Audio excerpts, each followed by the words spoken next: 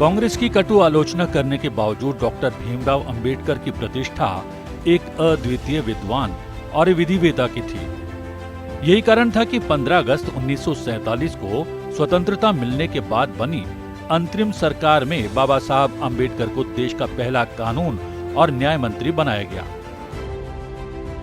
29 अगस्त 1947 को बाबा साहेब अंबेडकर को स्वतंत्र भारत के नए संविधान की रचना के लिए बनी संविधान की मसौदा समिति के अध्यक्ष पद पर नियुक्त किया गया। संविधान निर्माण के लिए उन्होंने 60 देशों के संविधानों का अध्ययन किया। गहन चिंतन मंथन के बाद 2 साल 11 महीने और 18 दिनों में भारत का संविधान तैयार हुआ, जिसे 26 नवंबर 1949 को अंगीकार किया गया। अपने काम को पूरा करने के बाद बाबा साहब ने कहा, मैं महसूस करता हूं कि संविधान साध्य है, लचीला है, पर साथ ही ये इतना मजबूत भी है कि देश को शांति और युद्ध दोनों समय जोड़कर रख सके। वास्तव में मैं कह सकता हूं कि अगर कभी कुछ गलत हुआ तो इसका कारण ये नहीं होगा कि हमारा संविधान खराब था, बल्कि इसका उपयोग सही ढंग से नहीं हुआ। अंबेडकर ने भारत के संविधान के अनुच्छेद 370 का विरोध किया, जिसने जम्मू कश्मीर राज्य को विशेष दर्जा दिया और जिसे उनकी इच्छाओं के खिलाफ संविधान में शामिल किया गया।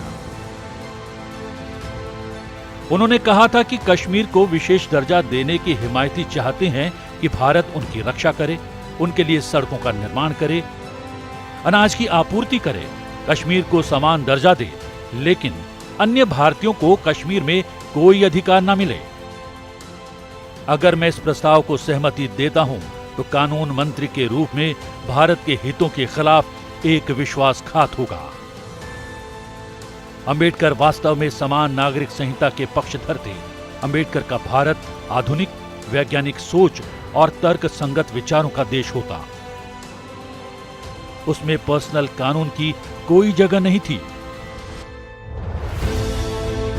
संविधान सभा में बहस के दौरान बाबा साहब अंबेडकर ने एक समान नागरिक संहिता को अपनाने की सिफारिश करके भारतीय समाज में सुधार करने की अपनी इच्छा भी प्रकट की। अंबेडकर विदेश से अर्थशास्त्र में डॉक्टरेट की डिग्री लेने वाले पहले भारतीय थे। उनका मानना था कि औद्योगिकीकरण और कृषि विकास से भारतीय अर्थव्यवस्था में वृद्धि लाई जा सकती है। उन्होंने भारत में प्राथमिक उद्योग के रूप में कृषि में निवेश पर भी बल दिया। अंबेडकर एक महान अर्थशास्त्री थे। भारतीय रिजर्व बैंक की परिकल्पना उनके विचारों पर आधारित थी, जो उन्होंने हिल्टन यंग कमीशन को दिए थे। अंबेडकर अपने जमाने में भारत के सबसे पढ़े लिखे व्यक्तियों में से एक थे। उन्होंने मुंबई के मशहूर एल्फिस्टन कॉलेज से बीए की डिग्री ली। बाद में उन्होंने कोलंबिया विश्वविद्यालय और लंदन स्कूल ऑफ इकोनॉमिक्स से पीएचडी की डिग्री प्राप्त की। अंबेडकर को शुरू से ही पढ़ने लिखने का शौक था। उनके पास बेशकीमती किताबों का बेहतरीन संग्रह था। मशहूर किताब इनसाइड एशिया के लेखक जॉन गुंथेर ने लिखा कि 1938 में जब राजगृह में अंबेडकर से उनकी मुलाकात हुई तो उनके पास 8000 किताबें थी और जब उनका निधन हुआ तो ये संख्या बढ़कर 35,000 हो चुकी थी।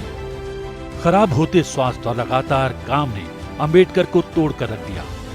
अपनी अंतिम पांडुलिपि भगवान बुद्ध और उनका धम्म को पूरा करने के 3 दिन के बाद 6 दिसंबर 1956 को डॉक्टर बाबा साहब अंबेडकर का दिल्ली में अपने निवास स्थान पर ही महापरिनिर्वाण हो गया। 1990 में बाबा साहब को भारत के सर्वोच्च नागरिक सम्मान भारत रत्न से सम्मानित किया गया।